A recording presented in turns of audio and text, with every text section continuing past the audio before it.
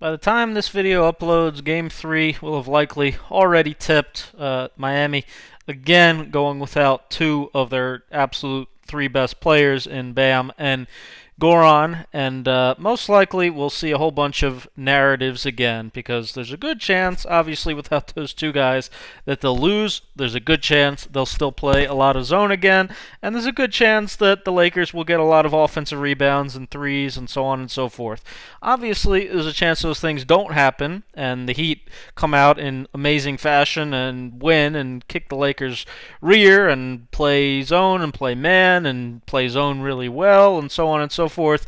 That's kind of more what I'm thinking is possible, which is why I'm going to put this video up again during the game, and it can be just kind of a reference for you, maybe to watch at halftime, maybe to watch a post game when Mark Jackson and Jeff Van Gundy keep complaining about the Heat zone. So what this video is a narrative check. Is the Heat zone really what's killing them? Let's dive into the film and see if that was really the issue with their Game 2 performance, or if maybe it's something that they kind of just have to do, and you pick your poison against this Lakers team. First of all, you are pretty much always going to have a mismatch no matter what you do. They started out the game in man. Jay Crowder is the matchup with Anthony Davis, okay? It's a lot easier to post man against zone. So anytime you go man, basically, the Lakers are going to come down and post up Anthony Davis for the most part, or sometimes LeBron James.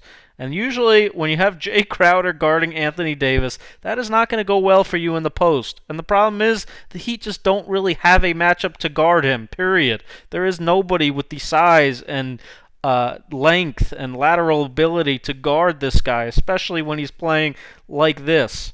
So, no matter what you do, even if you try Jimmy Butler on him, who do you pick out of this lineup?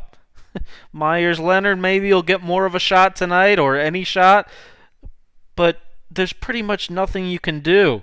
Look how, at least in the zone, again, it's harder to post up because you have so many bodies. The Heat are playing this 2-3 dropped. Olynyk's always obviously taking up the middle. Hero's coming over to the block, to the elbow areas. So now, at least when Anthony Davis tries to post up, he ends up catching the ball all the way out past the elbow. I'd rather him taking that shot than those post touches we just saw. Wouldn't you? Then LeBron James again. It's not only Anthony Davis, but if you go man, you're also inviting LeBron to play one-on-one. And if you don't play one-on-one, if you come over and trap him, double him from the closest guy, you know what? Those same threes we saw against the zone, they're probably even more open just from a simple one-man away pass.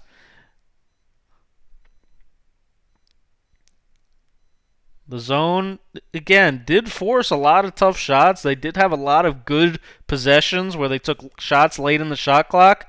And yes, did the Lakers end up getting offensive rebounds? Sure. But again, how are you even going to box out this lineup in the first place? Okay? Olynyk, Dwight, Jimmy, AD. That's pretty much your matchup. Even if you switched it around, switch these two, or put Iguodala on him, whatever it is, Anthony Davis or Dwight, and most likely both of them, are going to have a massive size advantage over whoever's guarding them. So even though this possession was zone, basically at the end of the clock anyway, it's going to become basically man. This is Anthony Davis against Jimmy Butler for this rebound. And yes, Anthony Davis is usually going to win that battle. Again, force Kyle Kuzma to take a three. Who gets the rebound? Anthony Davis. Same matchups on the floor. Here, if you're playing man, let's say Kelly Olynyk guards AD. So who guards Dwight Howard? If AD is not getting the offensive rebound, Dwight is. You are severely undersized no matter what lineup you play, no matter what defense you play. That is the Lakers' identity. That is what they do. That is how they've kicked teams' rear all season long, by beating them up in the physicality and the points in the paint. At least the zone, for the most part, did force them to get the majority of their points outside the restricted area, outside the paint. Overall, the Heat actually outscored the Lakers 31-10 at the free throw line. They even outscored them 42-38 in the restricted area. For the Lakers, 28% of their shots came in the restricted area, the second lowest of the whole playoffs for them. The zone definitely did some good things. You're not going to see these clips playing on the talk shows when they talk all day about the threes and the offensive rebounds and so on and so forth, but if I'm forcing LeBron to take fadeaway long twos at the end of the shot clock, and again, that was zone defense, that's pretty good. If I'm forcing LeBron to live out here at the three-point line and take 8 threes, I'm happy with that. Eric Spoelstra knows LeBron pretty well. Yes, he's going to make some of them. He's not going to miss every shot he takes out there. But again, I would rather personally have LeBron be shooting 25, 26 footers than living inside the paint. KCP, Danny Green, they were 3 of 19 from 3. Perfect. That's what you want. That's great effort from the Heat. Flying around, forcing LeBron James end of the shot clock to take a relocate one dribble 3. What killed the Heat, honestly? LA's bench shot 9 of 19 from 3. Even when KCP couldn't hit, yeah, the offensive rebound here, Rajon Rondo made 3 out of his 4. Mark Jackson all games talking about him being a non-shooter, that he shot 33% from 3 during the regular season, but he made 3 out of 4. None of these shots are really wide open for the most part either. This is not an easy shot. Duncan Robinson stunting at him to fake the pass to the corner and then take that shot. He stepped up. He made shots. That's when we say make-miss league. Sometimes you just got to tip your hat. Alex Caruso, same thing. Not much of a shooter overall.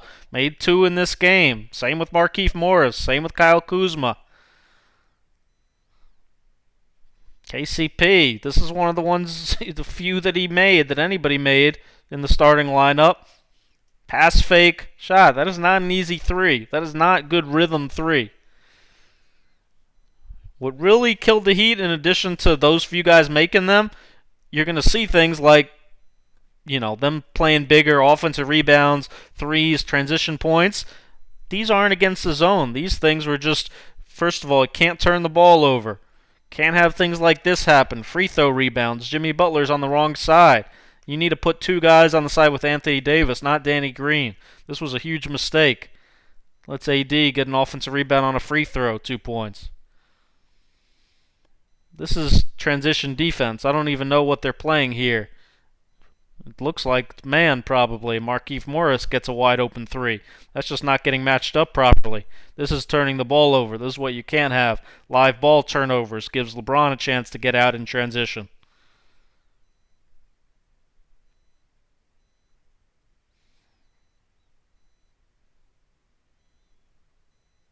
And then sometimes you just got to tip your hat. This is pretty good defense overall. But yes, LeBron, Rajon Rondo, both of them are basketball geniuses. Are they going to pick the zone up sometimes? Pick the zone apart with some brilliant plays, brilliant passes? Yeah, but they're going to do the same thing against man. Give them a little credit. They're pretty good for a reason. They're brilliant basketball players. And Anthony Davis. Look at how Rajon manipulates this zone here. In transition, coming down, little hesitation, sees LeBron, back cutting, perfect lob. He's one of the best lob passers of all time. But you know what? He can do it against man too. That's just transition. That's after a made basket. Look how he throws this lob to Anthony Davis from half court. That's not the zone's fault.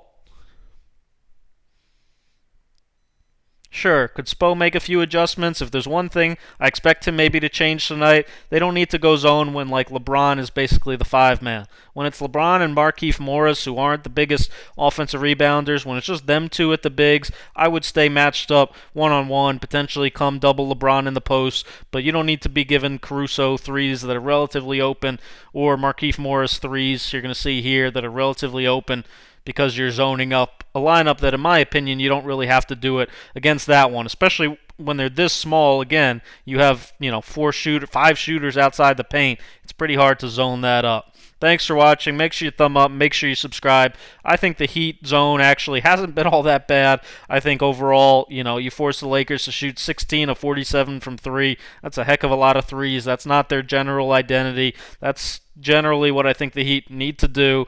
And again, if the Lakers make their shots, they're going to end up winning the game anyway. Appreciate you watching. More soon.